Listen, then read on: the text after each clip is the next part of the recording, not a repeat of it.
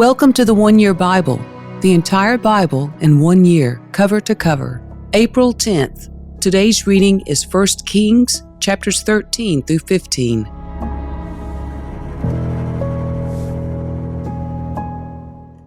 At the Lord's command, a man of God from Judah went to Bethel, arriving there just as Jeroboam was approaching the altar to burn incense.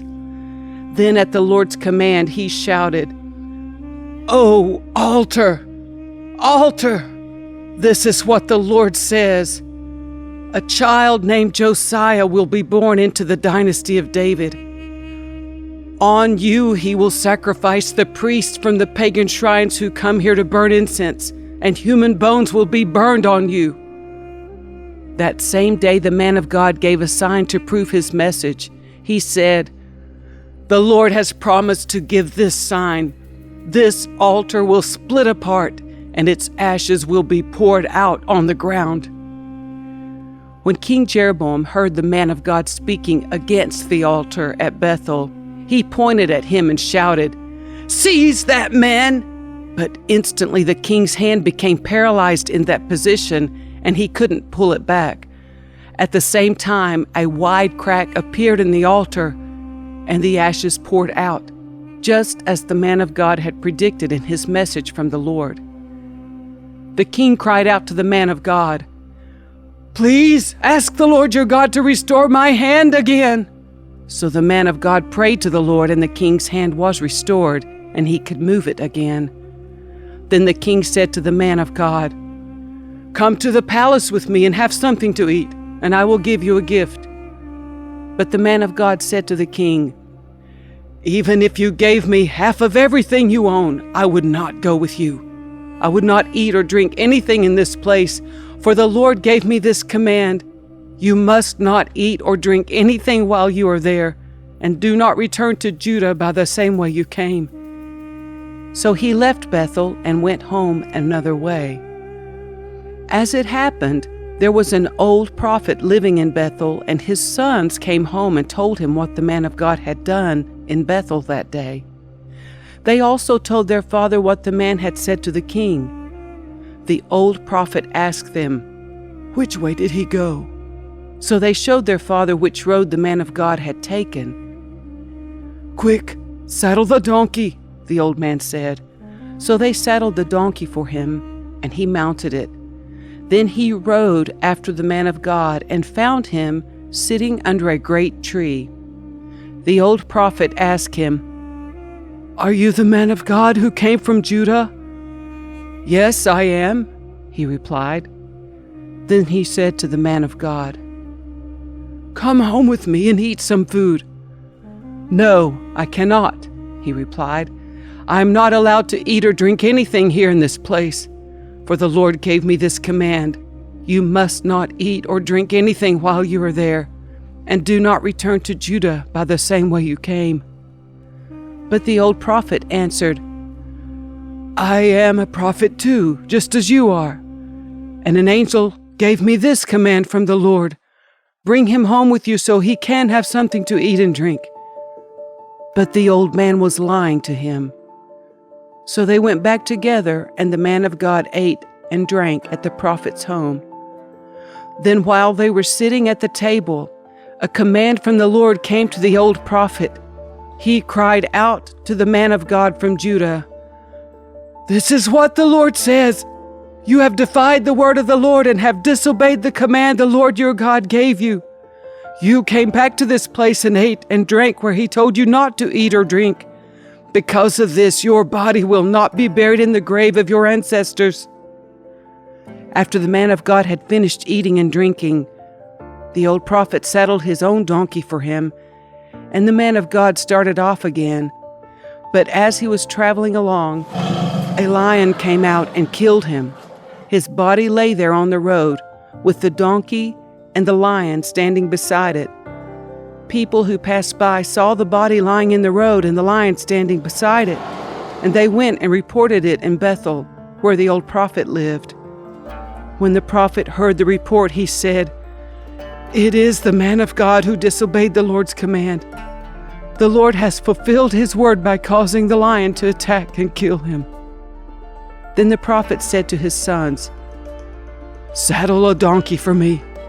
So they saddled a donkey, and he went out and found the body lying in the road.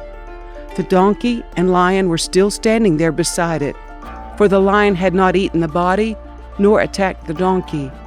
So the prophet laid the body of the man of God on the donkey, and took it back to the town to mourn over him and bury him. He laid the body in his own grave, crying out in grief, "Oh, my brother!"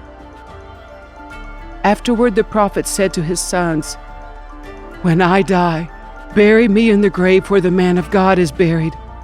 Lay my bones beside his bones. For the message the Lord told him to proclaim against the altar in Bethel and against the pagan shrines in the towns of Samaria will certainly come true." But even after this, Jeroboam did not turn from his evil ways. He continued to choose priests from the common people. He appointed anyone who wanted to become a priest for the pagan shrines. This became a great sin and resulted in the utter destruction of Jeroboam's dynasty from the face of the earth.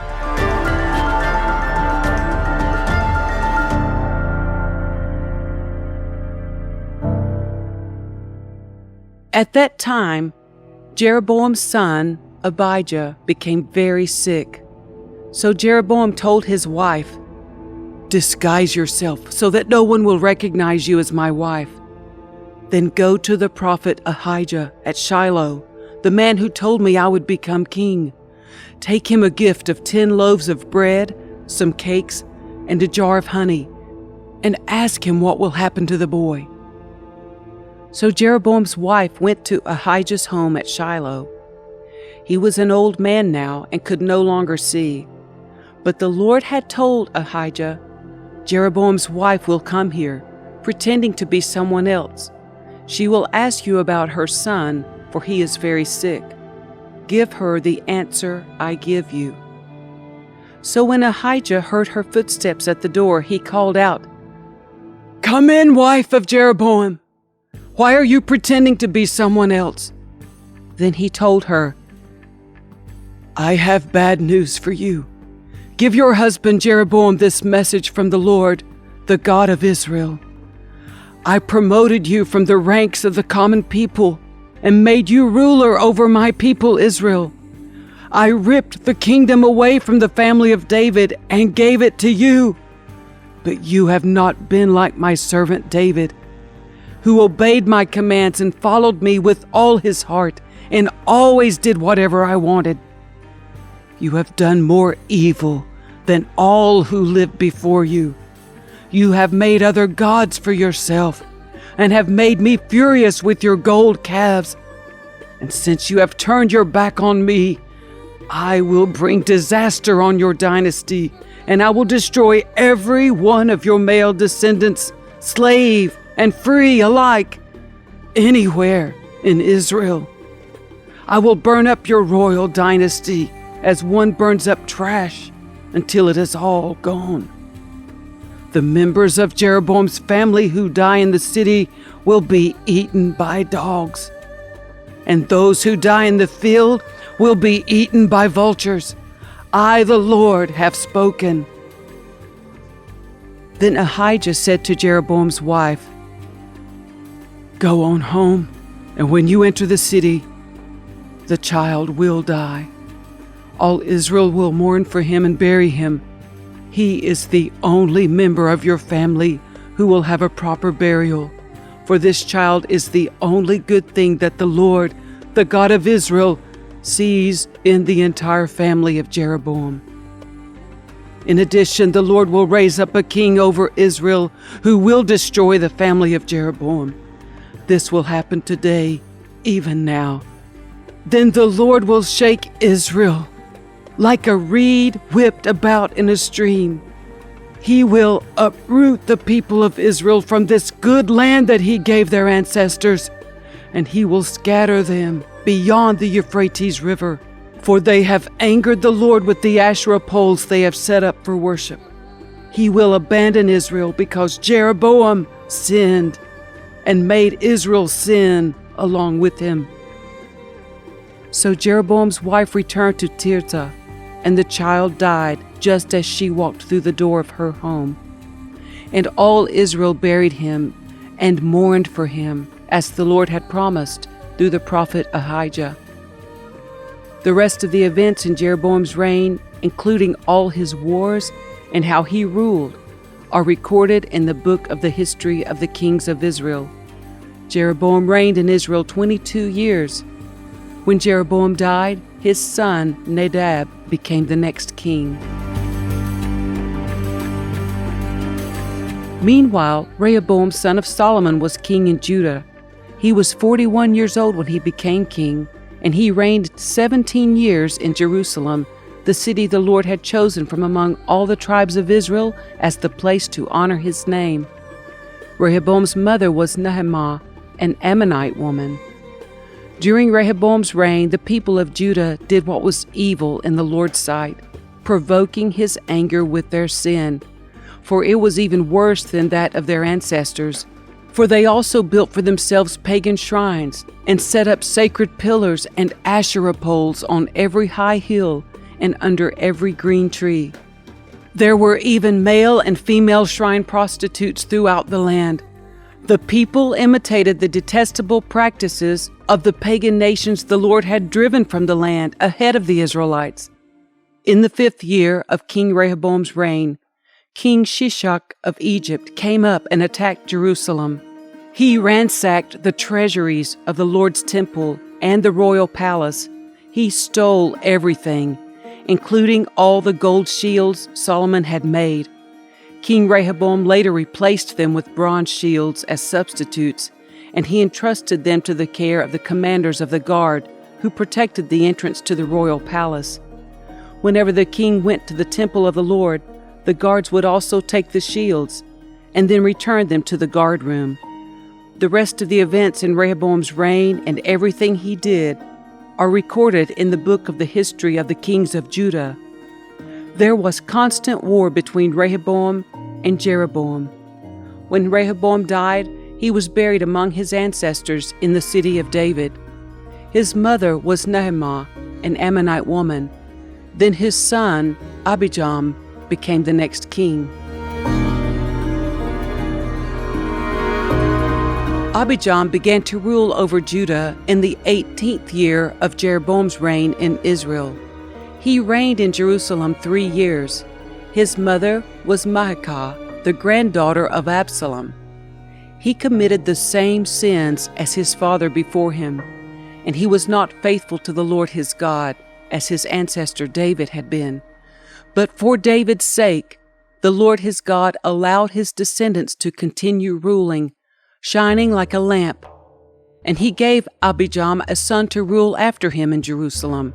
For David had done what was pleasing in the Lord's sight, and had obeyed the Lord's commands throughout his life, except in the affair concerning Uriah the Hittite. There was war between Abijam and Jeroboam throughout Abijam's reign. The rest of the events in Abijam's reign and everything he did are recorded in the book of the history of the kings of Judah. There was constant war between Abijam and Jeroboam. When Abijam died, he was buried in the city of David. Then his son Asa became the next king. Asa began to rule over Judah in the 20th year of Jeroboam's reign in Israel. He reigned in Jerusalem 41 years. His grandmother was Maacah, the granddaughter of Absalom. Asa did what was pleasing in the Lord's sight, as his ancestor David had done. He banished the male and female shrine prostitutes from the land and got rid of all the idols his ancestors had made. He even deposed his grandmother, Maacah, from her position as queen mother because she had made an obscene Asherah pole. He cut down her obscene pole and burned it in the Kidron Valley. Although the pagan shrines were not removed, Asa's heart remained completely faithful to the Lord throughout his life. He brought into the temple of the Lord the silver and gold and the various items that he and his father had dedicated. There was constant war between King Asa of Judah and King Baasha of Israel. King Baasha of Israel invaded Judah and fortified Ramah in order to prevent anyone from entering or leaving King Asa's territory in Judah. Asa responded by removing all the silver and gold that was left in the treasuries of the temple of the Lord and the royal palace. He sent it with some of his officials to Ben-Hadad, son of Tabrimon, son of Hezion, the king of Aram, who was ruling in Damascus, along with this message: "Let there be a treaty between you and me, like the one between your father and my father. See, I am sending you a gift of silver and gold. Break your treaty with King Baasha of Israel, so that he will leave me alone." Ben-Hadad agreed to King Asa's request and sent the commanders of his army to attack the towns of Israel. They conquered the towns of Ahijah, Dan, Abel-Beth-Maachah, and all Kinnereth, and all the land of Naphtali. As soon as Baasha of Israel heard what was happening, he abandoned his project of fortifying Ramah and withdrew to Tirzah. Then King Asa sent an order throughout Judah, requiring that everyone, without exception, help to carry away the building stones and timbers that Baasha had been using to fortify Ramah. Asa used these materials to fortify the town of Geba in Benjamin and the town of Mitzpah. The rest of the events in Asa's reign, the extent of his power, everything he did, and the names of the cities he built are recorded in the book of the history of the kings of Judah. In his old age, his feet became diseased. When Asa died, he was buried with his ancestors in the city of David. Then Jehoshaphat, Asa's son, became the next king. Nadab, son of Jeroboam, began to rule over Israel in the 2nd year of King Asa's reign in Judah. He reigned in Israel 2 years, but he did what was evil in the Lord's sight and followed the example of his father, continuing the sins that Jeroboam had led Israel to commit. Then Baasha, son of Ahijah from the tribe of Issachar, plotted against Nadab and assassinated him while he and the Israelite army were laying siege to the Philistine town of Gibbethon. Baasha killed Nadab in the 3rd year of King Asa's reign in Judah, and he became the next king of Israel. He immediately slaughtered all the descendants of King Jeroboam, so that not one of the royal family was left, just as the Lord had promised concerning Jeroboam by the prophet Ahijah from Shiloh. This was done because Jeroboam had provoked the anger of the Lord, the God of Israel, by the sins he had committed and the sins he had led Israel to commit. The rest of the events in Nadab's reign and everything he did are recorded in the book of the history of the kings of Israel. There was constant war between King Asa of Judah and King Baasha of Israel. Baasha, son of Ahijah, began to rule over all Israel in the 3rd year of King Asa's reign in Judah. Baasha reigned in Tirzah 24 years, but he did what was evil in the Lord's sight and followed the example of Jeroboam, continuing the sins that Jeroboam had led Israel to commit.